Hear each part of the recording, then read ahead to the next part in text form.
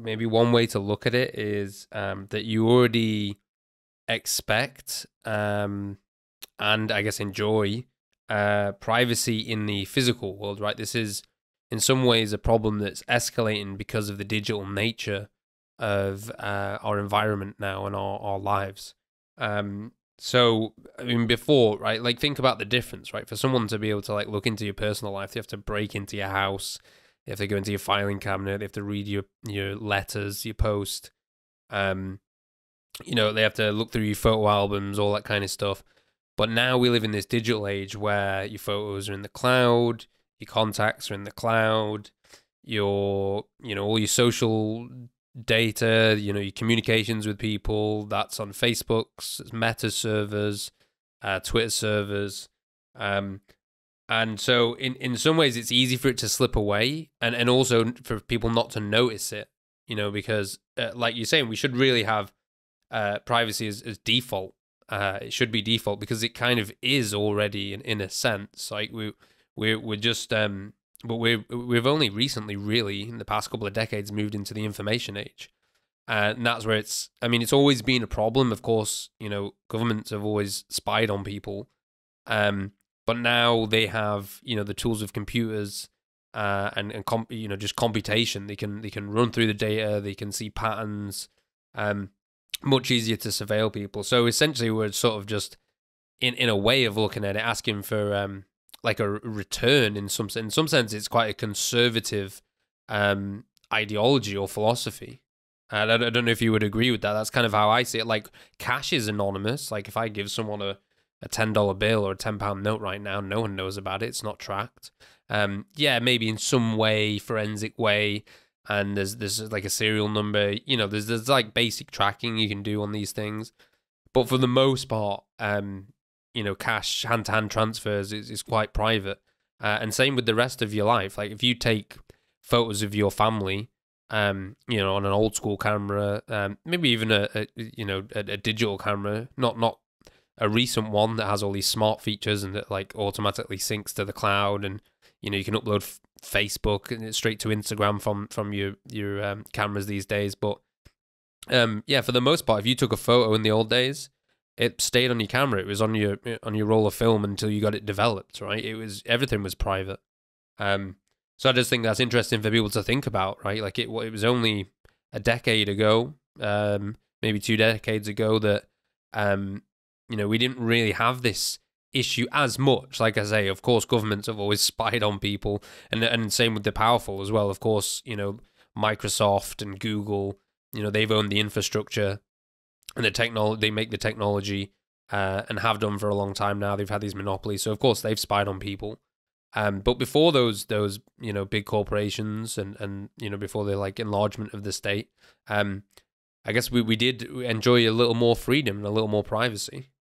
So yeah, I don't know. Do you think you guys agree? Do you think we're kind of like we're in a transitionary phase now? It's actually more important than ever to recognize where we're heading with this. When I was a teenager, I read a book, and it was like a primer on how to prevent infiltration in people's movements. All right, like we're in like activist groups and stuff. There was this chapter which basically was saying, get into a culture of hugging each other in the beginning of important meetings, because if you have an agent, they'll have this big microphone under their t-shirt and you will feel it on your chest, except the hugging each other is quite nice. So there was kind of like the level which the folks were operating in, to find out if somebody is recording to them, right? Fast forward pretty quickly, actually. Now we are in the age which you just described, so I'm not going to repeat that. But yeah, one thing people don't realize often also is the usage of clouds. No, it's basically what we call this. You're putting your data on someone else's computer. That's what call is. So not your keys, not your money, right? Not your keys, not your data. Same thing. Yeah, absolutely. I agree with that as well. And I think an interesting point, you mentioned it a couple of times, that surveillance have evolved over the years side by side with technology. Because of course, we know government have always spied on people because that's part of the mechanism of the mission, right? In order to dominate, to keep your power, you have to keep it by force.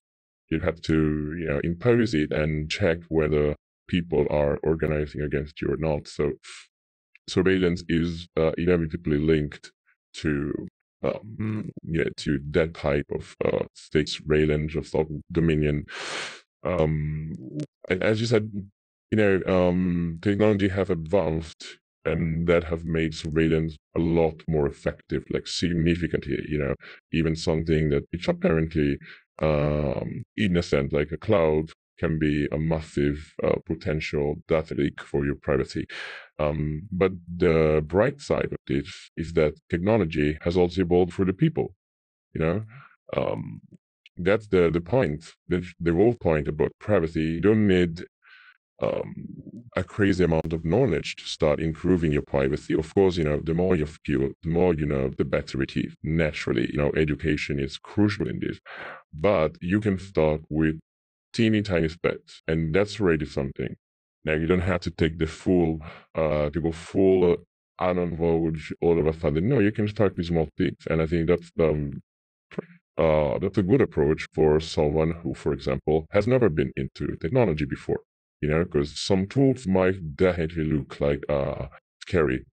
If you have never considered using something else than WhatsApp, if I go tell you, start using IRCD or something like that, you might be like, what? Like, no, it's too difficult, and I'm just not going to try this. And that's understandable, of course.